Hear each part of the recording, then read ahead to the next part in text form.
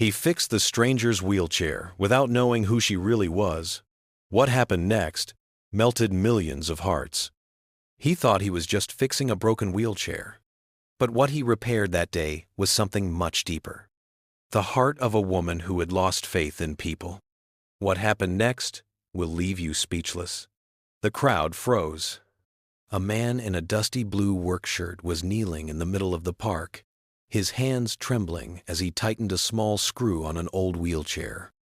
The woman sitting in it had tears streaming down her face, not from pain, but from something else.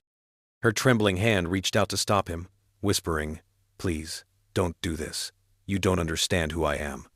But he didn't stop. He looked up, sweat on his forehead, and said softly, "Ma'am, I don't need to know who you are. You need help. That's enough for me." And at that moment, cameras clicked. People started whispering. Some even began to cry. Because none of them knew the truth. Not yet. Jake Miller wasn't supposed to be at the park that morning. He was supposed to be fixing a customer's broken lawnmower. But something inside him told him to take a walk instead, to clear his mind. His week had been rough. The small repair shop he ran had barely made enough to pay rent. His tools were old. His back hurt. But worst of all, he had started to lose faith in people. "Everyone's just out for themselves now," he muttered, kicking a small rock across the sidewalk. That's when he saw her. An elderly woman, sitting alone by the fountain. Her wheelchair looked expensive, too shiny for the kind he was used to seeing. But one of the front wheels was bent badly, like it had been hit. She was staring down, frustrated, trying to move it, but it wouldn't budge. Jake stopped. He didn't know why. Maybe it was guilt.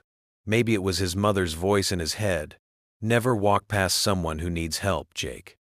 He took a deep breath and walked over. "Ma'am, do you need a hand?" he asked gently. The woman looked up. Her hair was snow white, neatly tied in a bun. Her eyes, tired but proud, studied him for a moment. "I'm fine," she said quickly, trying to hide her struggle. But Jake noticed the bruise on her palm, the way her hands shook as she tried to fix the wheel again. He smiled. "That doesn't look fine to me." She sighed and looked away. "I don't want to be a burden." Jake knelt beside her. "You're not.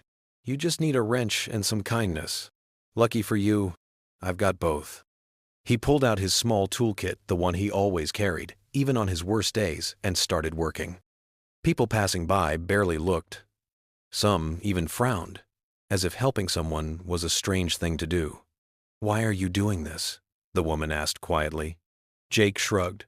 "Because no one helped my mom when she needed it. I guess I'm still trying to make it right somehow." The woman stared at him for a long time. There was something in her gaze, sadness, maybe guilt. But Jake didn't notice. He kept working, tightening bolts, cleaning the wheel, humming softly to distract himself from his own tired thoughts. Then suddenly, a black car pulled up nearby. A man in a suit stepped out, talking into a headset. He glanced toward them, then froze. His eyes widened. "Mrs. Anderson?" he gasped. Jake looked up. "You know her?" The man nodded, shocked. "You're helping Mrs. Helen Anderson." Jake frowned. "And that's supposed to mean?" The man stared in disbelief. "She's the owner of Anderson Medical Group, one of the biggest hospital foundations in the country." Jake froze, the wrench slipping from his hand. Mrs. Anderson sighed quietly, her eyes soft. "Now you understand why I said you shouldn't do this." But Jake shook his head. "No, ma'am. That doesn't change a thing." Just as Jake finished fixing the wheel, Mrs. Anderson's bodyguard rushed toward him, yelling for him to move away. "Sir, step back. You're not allowed to touch her chair." Jake stood up slowly, confused. "I was just trying to help." But before he could finish, a woman's voice shouted from the car. "Who is he?" Everyone turned to see another woman step out tall, graceful, wearing dark sunglasses. Mrs. Anderson's face went pale. Jake's heart thudded. Because the woman looked straight at him and said, "That man, he doesn't know what he's just done." The park went silent. The woman in sunglasses stepped forward, every step slow and careful. Her tone was calm, but it carried weight, the kind that made people listen. Mrs. Anderson's fingers tightened on the arm of her chair. "Emily," she whispered. Jake looked between them, confused. "You two know each other?" The younger woman finally stopped a few feet away. She pulled off her sunglasses, and Jake saw the tears hiding behind them. "Yes," Emily said softly. "She's my mother." Gasps rippled through the crowd. Mrs. Anderson lowered her eyes, shame washing across her face. "I told you not to come," she murmured. Emily ignored her and looked straight at Jake. "You don't realize what you've done for us today." Jake blinked. "I just fixed a wheel, ma'am." Emily shook her head. "You did more than that." A few months earlier, Mrs. Anderson had suffered a terrible accident. She'd been trapped inside her own company car after a crash caused by a reckless driver. No one stopped to help. No one, except for one man who had tried, but was pushed aside by the crowd because he looked poor and dirty. Since that day, she'd refused to speak to anyone about it. She stopped believing that kindness still existed. "Mom hasn't trusted strangers since then," Emily said quietly.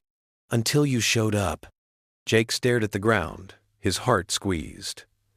"I just didn't want her to get hurt." Mrs. Anderson looked up.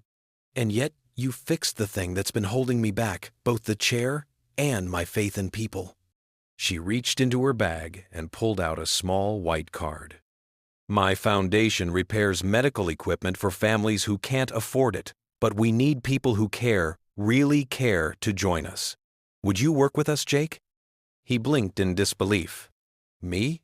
I'm just a repairman." Mrs. Anderson smiled. "Exactly. The kind who fixes more than machines." The crowd clapped quietly. Some people wiped tears. But Jake didn't answer right away.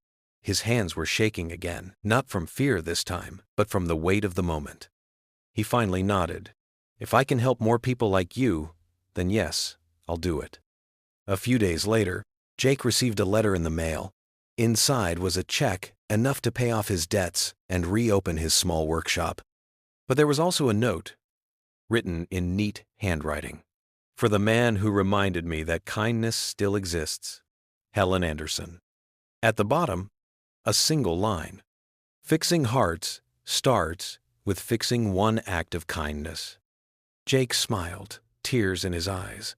He looked up at the ceiling and whispered, "Mom, I think I finally made it right."